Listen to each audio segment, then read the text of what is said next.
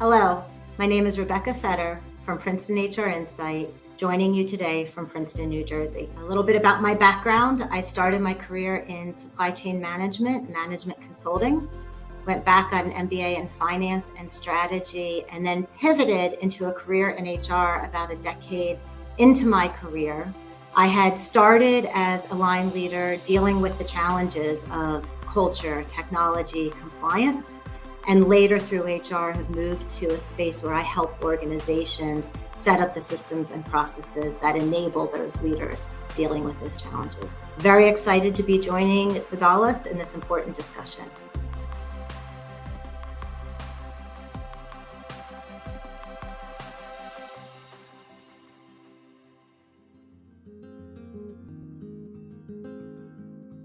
Five years ago, I was hired by an organization to lead a year-long development program for high potential executive women. When I accepted the work, I was asked to sign a contract committing to be available on a specific date each month when everyone was traveling in from different cities across the country. We kicked off the first session, it went well, and then I returned home, and a couple weeks later, I got a note from my son's school that his 8th grade graduation would be at noon, midday, on one of the days that I had committed to be 2 hours away from home. So I called the person who had hired me. Mind you, they just hired me a month or two earlier. And so I didn't have a track record with them. They didn't know if I'd be calling every other month to break this engagement or this commitment. But I said I had made a commitment to them and I would honor it. But I had a significant family conflict now, and I wanted to know if there are any options. Without pause, she said to me, I don't know what the protocol is. I need to call the CEO to determine what our options are, but there is no way you're going to miss your son's graduation. Just give me a day.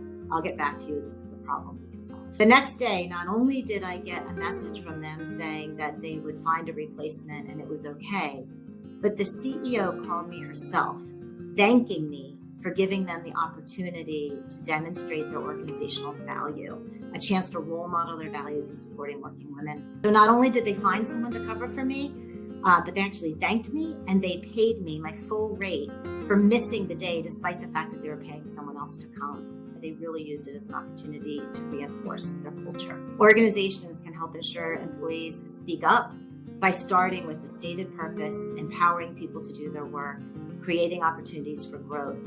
But it doesn't stop there. They need to build examples like the story I just told to really make it believable. Employees need to feel safe at work, free to share their opinions, their complaints, to report incidents when things happen. They need to see colleagues treated equally regardless of their age, their gender. Someone around them is treated badly, they may not only be concerned for their colleague, but they may worry what's going to happen to them. Employees need to see leaders role modeling transparency, open communication. One of the best ways to ensure this happens is to find the moments where people are vulnerable and show up for them in a meaningful way, like the client above did for me.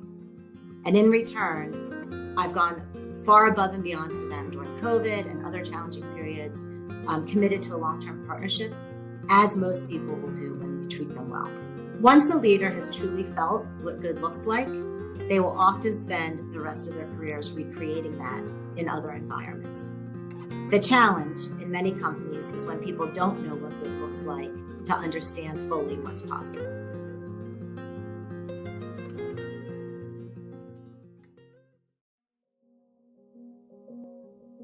From my experience, you can tell if employees believe the culture is more than just words on the page by answering a few simple questions.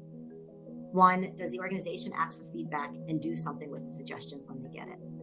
Do leaders role model the actions they say are important or drive for performance at the expense of people? Do colleagues support each other, or is there a lack of communication across peers with people quick to escalate decisions or concerns? Is there a meritocracy or is there favoritism?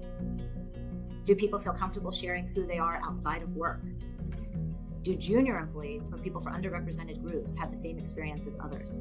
Do employees, families, and friends respect the company based on stories they hear? Technology can definitely assist both with collaboration and allowing the team to not get distracted by lower value activities if a company has the people, processes, and policies on an integrated, standardized platform.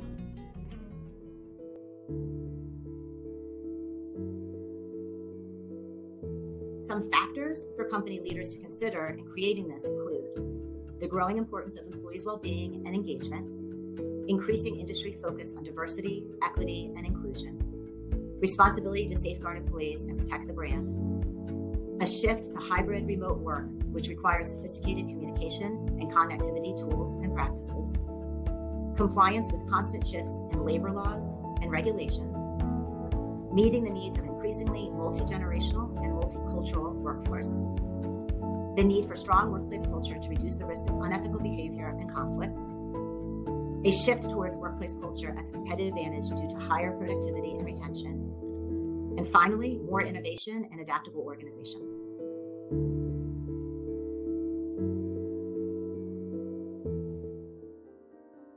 Robert Hogan, the organizational psychologist who founded Hogan Leadership Assessments, had a great quote.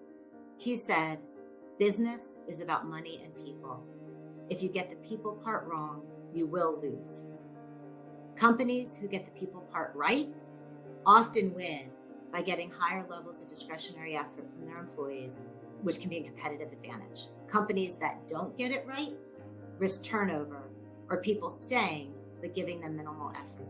The best recent example of this is the phenomenon known as the Great Resignation, which started in early 2021. Some organizations, even those in the hardest hit industries like hospitality, healthcare, and education, fared better than others by having cultures that treated people well over time and in return got the commitment during and after this crisis.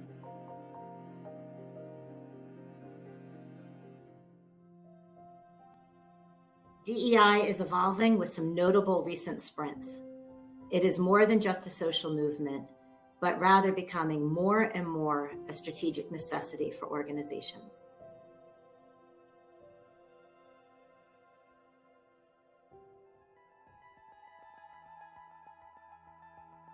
DEI is important, it's here to stay, but it is not yet mature in most companies. For some, the moral commitment is enough. Past that, however, it enables better business results. Studies show that diverse and inclusive workplaces outperform the competition by being more aware of the needs of customers and having access to revenue streams of broader populations.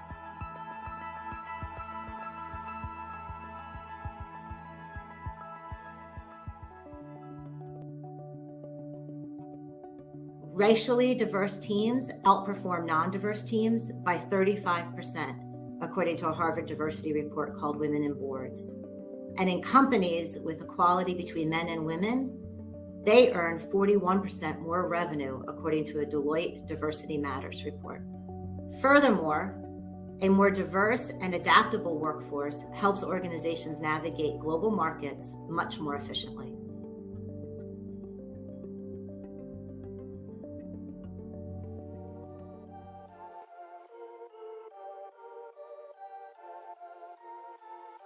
Companies experience lower attrition rates and higher engagement rates. Job seekers often prioritize employers that show a true commitment to DEI. Finally, DEI enables compliance with evolving legal frameworks and regulations.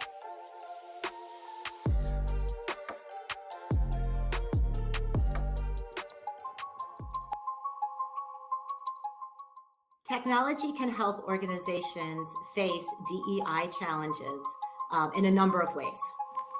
It starts with the fact that the goalposts are constantly moving. DEI is highly dynamic. Organizations need to be able to constantly reassess and move fast to adapt to these social changes. For example, most companies now include up to 4 generations in their workforce.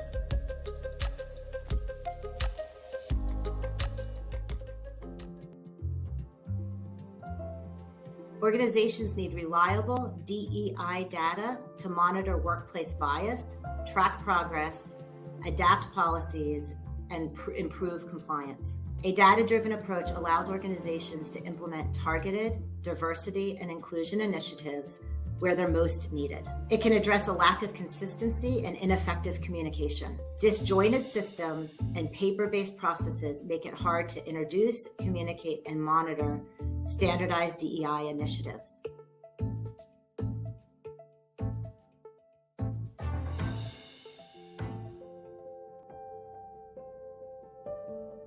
Streamlined holistic technology platforms can help ensure all stakeholders have an equal voice.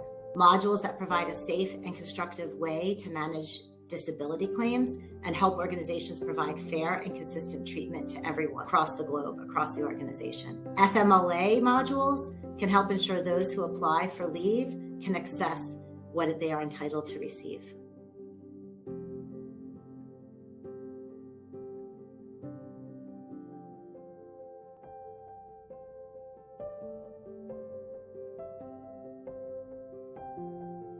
Compliance is a hot topic that is important, difficult, and if not managed effectively, can distract from revenue-producing activities. People and organizations have lost their careers. Companies have gone under by not paying enough attention to this really important space.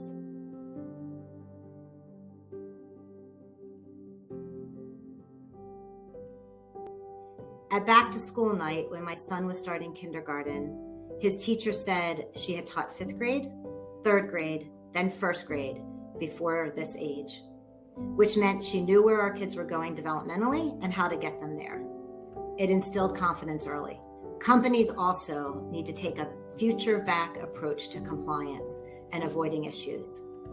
I have seen companies managing notable OFCCP or other compliance concerns, and those who have the right policies, strong talent management practices, and especially a positive culture that includes support from the C-suite through grassroots efforts generally fare much better than those who didn't build a foundation to avoid issues or were not able to effectively manage them early when they occurred.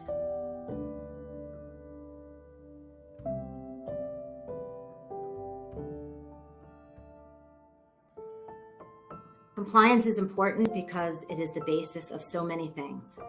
Financial and reputational costs, such as increasingly high fines and greater public exposure. Protecting employees, consumers, and the environment. It is critical to promoting employees' safety, health, and well-being. Bottom line, it is essential to establishing a positive culture built on trust, fairness, and respect that enables people to thrive and companies to manage issues before they become big and distracting.